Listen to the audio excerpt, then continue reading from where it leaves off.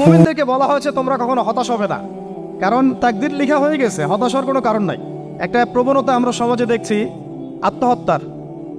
Young জেনারেশনকে আমরা নসিহত করব যে ভুলেও নিজের জীবনকে বিসর্জন দিতে যাবেন।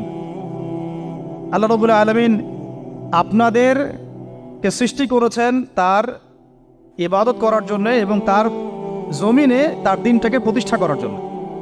খেলায় খেলায় আপনার জীবনটা নষ্ট করবেন না, ঠিক আছে ভাই? আল্লাহ বোঝার তৌফিক দান করেন। তো কলম সৃষ্টি করার পরে কিয়ামত পর্যন্ত সব লেখা হয়ে গেছে। এখন আমাদের এই পৃথিবীতে তো মানুষ ছিল না, ছিল? এদিকে মনোযোগ দেন। এই পৃথিবীতে কি আগে মানুষ ছিল? এই পৃথিবীতে আগে কি ছিল তাহলে বলেন? হ্যাঁ, মাশাআল্লাহ। এই পৃথিবীতে আগে কি ছিল? এখন ওরা নাই? সবার সাথেই কিন্তু একটা করে আছে। কমপক্ষে কয়টা করে? সবার সাথে কমপক্ষে একটা করে।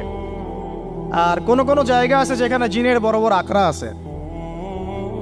পৃথিবীতে যে জায়গাগুলো থেকে ইসলাম বিরোধী অপতৎপরতাগুলো চলে, ওখানে জিনের আখড়া বেশি। আর কথা বুঝতে পারছেন?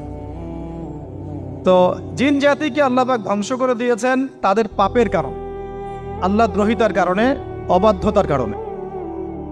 এখন আল্লাহ রাব্বুল আলামিন ইরাদা করলেন পৃথিবীতে আমাদেরকে সৃষ্টি করবেন, মানে মানুষকে সৃষ্টি করবেন।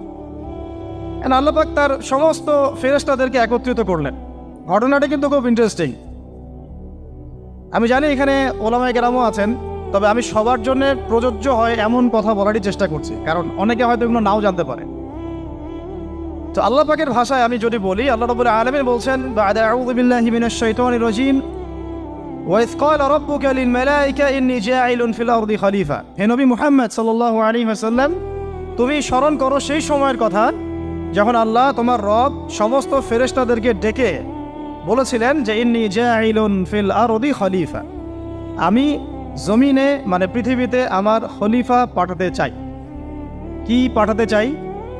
আরো জোরে বলেন।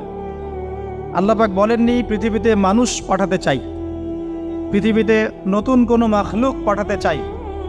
আমাদেরকে আল্লাহ পাক সম্মানের শব্দে সম্মানিত করেছেন, বিশেষায়িত করেছেন। আমাদেরকে বলেছেন আমরা আল্লাহর খলিফা, আমরা আল্লাহর খলিফা।